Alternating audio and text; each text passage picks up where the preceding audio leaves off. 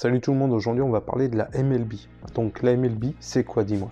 Simplement une organisation qui regroupe deux ligues, l'American League et la National League.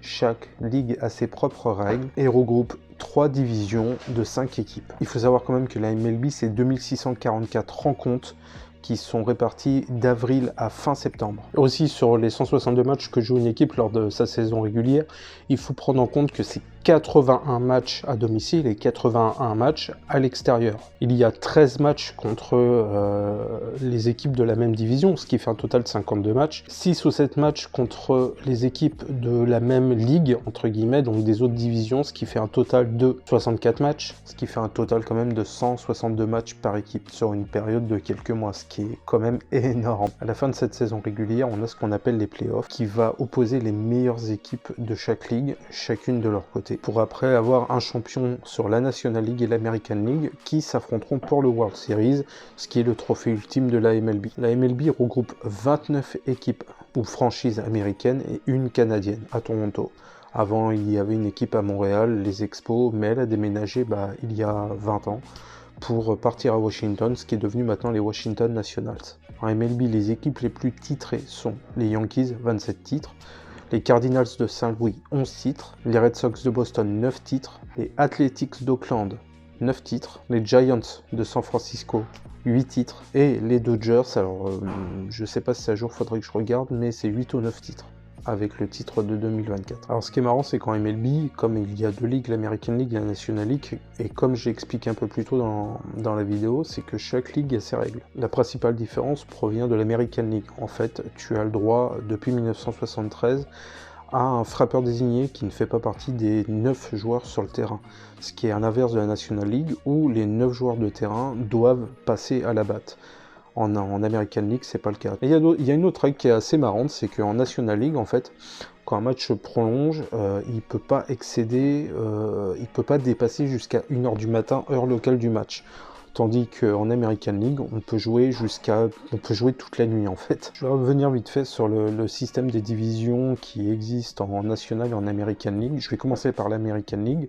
Donc l'American League regroupe 3 divisions. Une division Est qui comprend les Orioles de Baltimore, les Red Sox de Boston, les Yankees de New York, les Rays de Tampa Bay et les Blue Jays de Toronto. Après on a la division centrale avec les White Sox de Chicago, les Guardians de Cleveland, anciennement les Indians, les Royals de Kansas City et les Twins du Minnesota. Detroit Tigers, division ouest, on retrouve les Los Angeles Angels, les Astros de Houston, les Athletics d'Oakland, les Mariners de Seattle et les Rangers du Texas.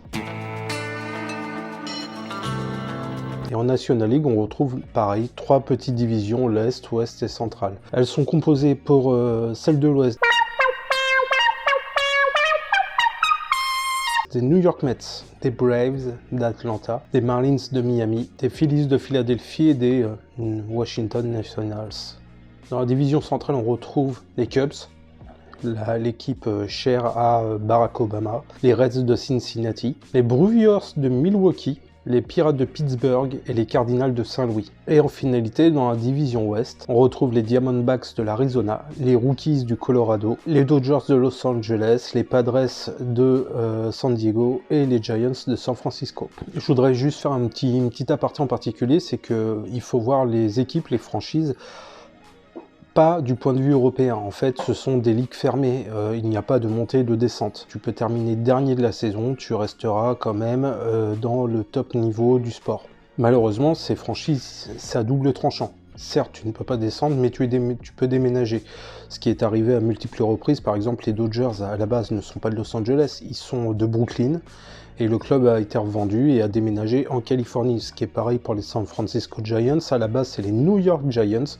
L'équipe a déménagé de New York jusqu'à San Francisco. Juste pour en revenir à ce que je disais au tout départ concernant la saison qui compte plus de 2000 matchs, entre avril et septembre, il faut savoir qu'avant le début de l'Opening Day, donc le jour d'ouverture, le premier match, il y a les camps d'entraînement de printemps, où toutes les équipes vont se retrouver, s'affronter lors de matchs, entre guillemets, amicaux, on peut le dire, afin de voir les forces et faiblesses de chacun, les joueurs à remplacer, etc., etc. Mais comme dans tout bon sport américain, il y a aussi le match des All-Stars.